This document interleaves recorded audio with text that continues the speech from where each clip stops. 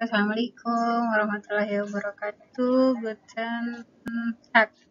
Aku merekord video ini siang ya. Kalau di latarnya nih, berarti ibadah di sekolah.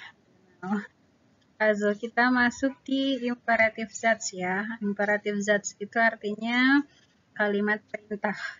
Kalimat perintah. Jadi kita tujuannya anak-anakku sekalian itu dapat menggunakan kalimat perintah dalam bahasa Jerman atau meminta tolong, meminta bantuan, menyuruh itu dalam bahasa Jerman. Itu yang dikatakan dengan imperatif Satz ya, nak.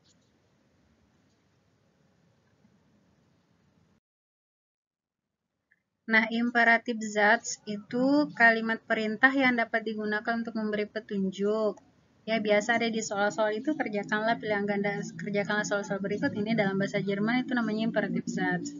Kemudian melarang, meminta tolong, saran, mempertegas sesuatu. Contohnya itu tolong pelajarilah materi ini sekarang. Itu dalam bahasa Indonesia ya. Kemudian dalam bahasa Jerman terdapat dua. Ada imperatif Satz formal dan ada imperatif Satz informal. Nah, kalau imperatif Satz informal itu biasanya ditujukan ke subjek du, kamu, dan subjek ir, kalian. Jadi orang kedua, tunggal, dan orang kedua jamak ya. Kemudian imperatif Satz formal itu untuk Anda. Jadi meminta tolong maupun memberi petunjuk, melarang, memberi saran dan mempertegas sesuatu itu dalam bentuk sopan. Menggunakan subjek Sie. Nah, bagaimana bentuk kalimat imperatif Satz ini dalam bahasa Jerman? Kita lihat ya. Berikut adalah contoh kalimat perintah dalam bahasa Jerman. Di sini Ibu ada contohnya, ada schreibt einen Satz, schreibt einen Satz, schreiben Sie bitte einen Satz. Jadi ada tiga form ya, ada tiga bentuk. Ada du form untuk du, ihr form untuk kalian, dan Sie form untuk Anda. Coba perhatikan kata kerjanya dan bentuknya. Kira-kira apa yang membedakan untuk ketiga form ini ya. Kita analisa bersama. Kata kerja yang digunakan adalah schreiben ya, menulis. Pembahasan dari ketiga kalimat yang tadi. Pada bentuk du form ya, pada bentuk du form, maka kalimat perintah dalam bahasa Jerman dibuat dengan menghilangkan konjugasi dan personal pronomennya. Jadi ada dua. Untuk informal, subjeknya itu hilang. Ya, tidak ada lagi du, tidak ada lagi ir. Yang kita perhatikan adalah konjugasi kata kerjanya. Nah, jadi untuk yang du, subjek du, karena du itu berakhiran dengan st, st-nya itu hilang. Jadi dari kata schreibst du einen Satz, du-nya hilang dan st-nya juga dihilangkan. Akhirnya hanya menjadi schreibt einen Satz. Kamu, ini ditujukan pada kamu ya. Tulislah kalimat itu. Tulislah sebuah kalimat ya. Tulislah sebuah kalimat. Ini artinya schreibt einen Satz. Ini sudah menyuruh ke satu orang, du. Ya, meskipun tidak ada du-nya di dalam, meskipun tidak berakhiran dengan st, tetapi tujuan dari schreibt einen Satz ini hanya ke du, untuk satu orang. Ya. Kemudian pada bentuk ir itu kalian, lebih dari satu. Nah, untuk ini yang dihilangkan hanya personal pronomennya saja atau subjeknya saja. Jadi untuk konjugasi kata kerjanya, schreibt kalau ir itu dia berakhiran dengan t. Genau, jadi hanya schreibt. Ingat ya, schreibt einen Satz. Kalian, ya, cintanya gitu.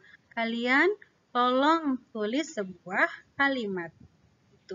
Jadi kalau beda ya, coba perhatikan. Schreibt einen Satz itu untuk du, schreibt einen Satz itu untuk lebih dari satu orang atau yang bentuk ir. Sekarang yang untuk bentuk sie, pada bentuk sie kalimat perintah dalam bahasa Jerman untuk Sie atau sopan itu ditambahkan dengan bitte, ditambahkan dengan subjeknya. Dan konjugasi kata kerjanya itu kembali ke infinitif ya, sesuai dengan subjek Sie. Jadi selalu berakhiran dengan n atau kembali ke bentuk kata kerja utuhnya, infinitifnya. Jadi schreiben Sie einen Satz bitte. Nah, bitte-nya ini bisa di tengah, bisa di akhir. Jadi, bisa juga di awal.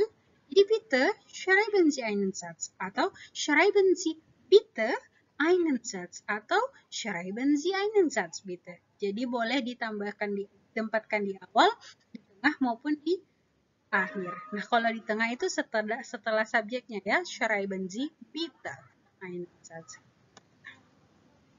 Baik, lanjut lagi. Nah, ciri-ciri imperatif Satz ya, semuanya Ibu sudah jelaskan. Jadi kalau verben atau kata kerja terletak di depan kalimat dan disesuaikan dengan subjek. Jadi untuk bentuk konjugasi kata kerja imperatif Satz itu tadi ya sudah dibahas. Kalau du bagaimana, kalau ir bagaimana, nah kalau sie. Nah, bentuk kata kerjanya dan selalu berada di depan, di awal kalimat ya untuk kata kerja.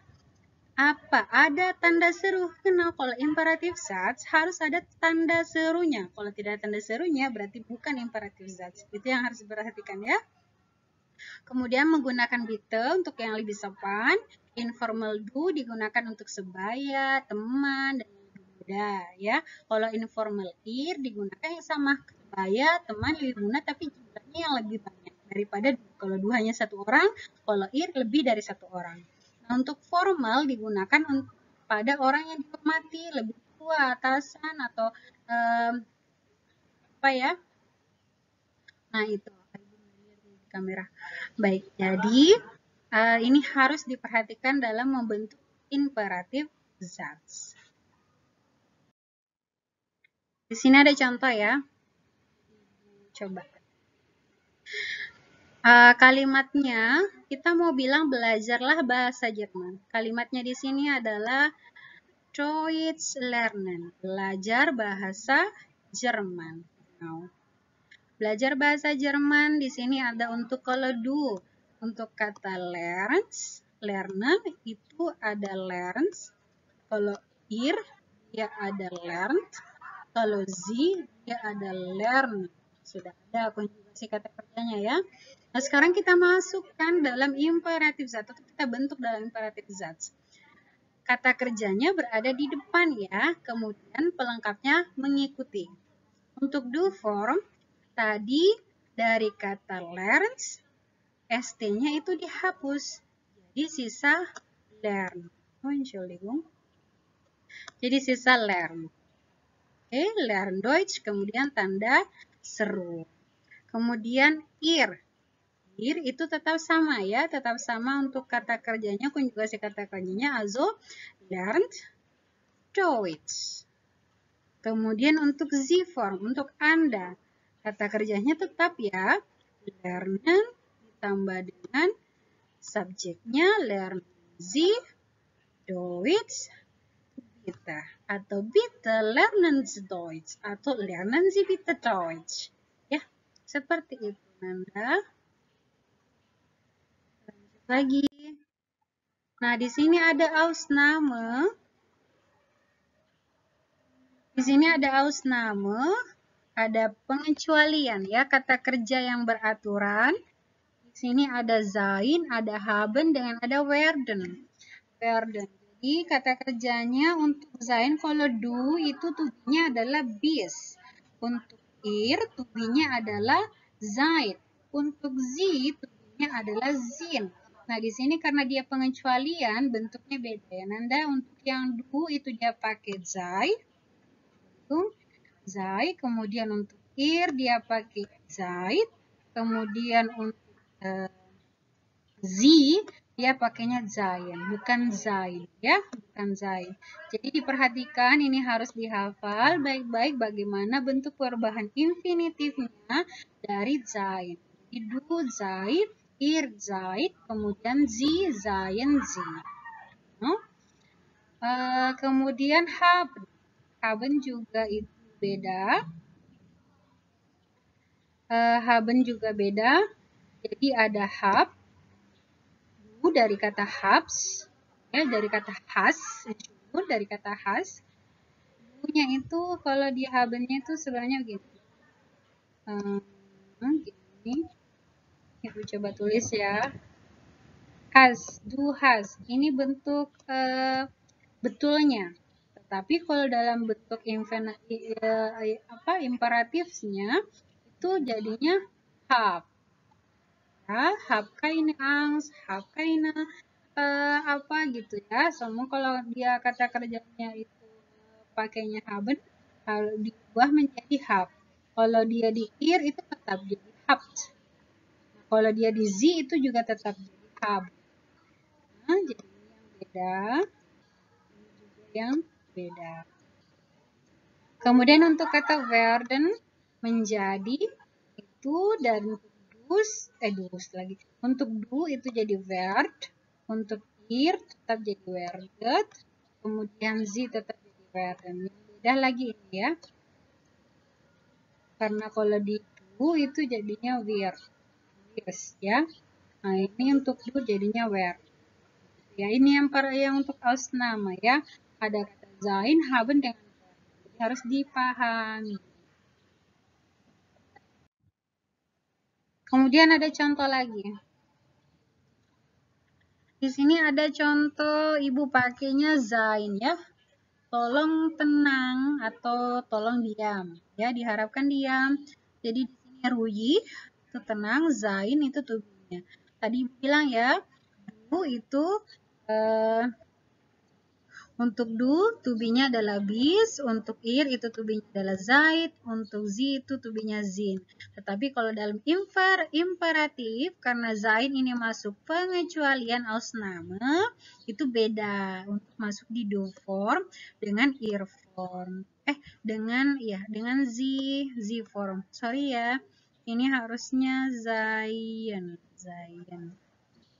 Ada e-nya di tengah ya. Zahir ruyih, tolong tenang. Jadi kamu mohon tenang. Kemudian Zaid ruyih, kalian tolong tenang. Kemudian Zanzibar teruyih, mohon Anda tenang. Ya. Ini Zayin. Sorry ya di sini salah ketik. Oke, kita masuk di Übung atau latihan tugas. Jadi ubahlah kalimat berikut ke dalam bentuk imperatif do. Ir dengan z. Jadi do form, ir form, z form. Nah, kalimatnya di sini ada ya. Jadi kalimatnya ada hereinkommen, masuk. Jadi kata kerjanya adalah kommen. Fleischig, rajin. Kemudian kata kerjanya adalah sein. Kemudian die Hausaufgabe machen. Kata kerjanya adalah machen. Die Hausaufgabe apa artinya? Itu adalah pekerjaan rumah atau PR. Mich fragen, kata kerjanya adalah fragen. Auf mich warten, kata kerjanya adalah warten. Mehr Wasser trinken, air ya, minumlah air yang banyak. Trinken, kata kerjanya mein Name rufen. Kata kerjanya adalah rufen. Jadi sudah ada, silahkan dibentuk dalam imperatif zat. Ada do verb, ir form, z form dengan memperhatikan ciri-ciri imperatifnya dan cara pembentukan kalimat imperatif untuk do form, ir form, dan z form. Ya, anak-anak, kalau misalnya ada masih kurang pahami, silahkan ditanyakan di grup kelasnya untuk bahasa Jerman. Danke, meine Schüler und Schülerinnen und viel Erfolg ya. Assalamualaikum warahmatullahi wabarakatuh.